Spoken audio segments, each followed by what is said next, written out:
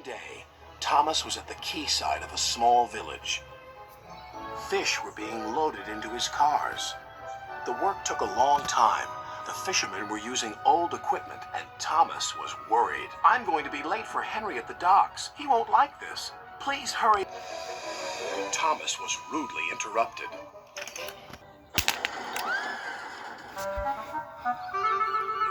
His driver and fireman laughed. Phew, sniffed Thomas. What a pog! He was glad when they were speeding along the beautiful coastal run. They saw a man waving a red flag. What's the matter now? High tides are damaging the track, reported the man. I've marked the spot. We'll go and inspect, said the driver.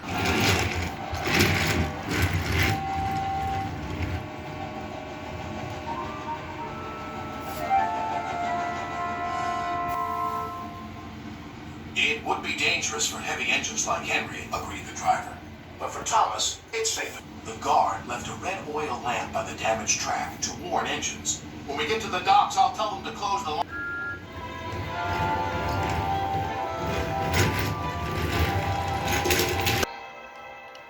Henry was waiting for Thomas's cars.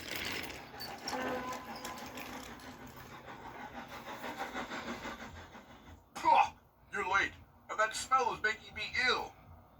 It's the fish, replied Thomas, and there's danger on the rails. That's why we're late. Ha! You're the only danger on the rails, Thomas. Now stop wasting time and get your cars hitched to my train. Thomas's driver and fireman were in the yardmaster's office when they heard Henry's whistle. He was steaming out of the station with his long, heavy train called the Flying Kipper.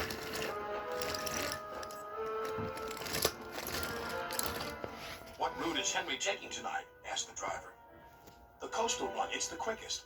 But I told you, gasped the driver. That's dangerous for a big engine like Henry. The yardmaster quickly phoned the signalman. Henry roared past the signal box. I'll soon make up for lost time. The signalman couldn't hear the warning. By the time he did, Henry was far away in a cloud of steam. But when Henry reached the coastal track, his hopes for a fast run were dashed. Fog floated everywhere. I can't see, cried Henry, nor could his driver.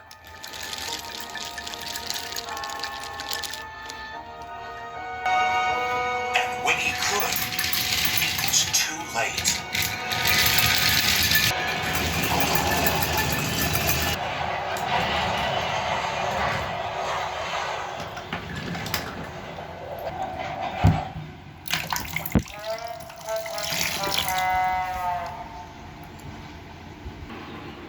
As soon as the tide was high enough, Henry was craned out of the water.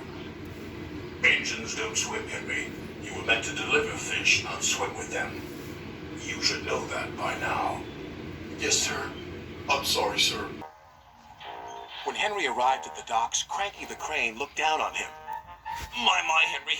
I expect you'll have some fishy tales to tell. But take my advice. Have a long hose down first. But there was worse to come. Look, they've caught all this fish and a green whale, too. It's not a whale, it's a monster. Henry was most upset. Thomas now felt sorry for Henry. Come on, your driver says it's time for a nice washdown. Then you'll feel much better.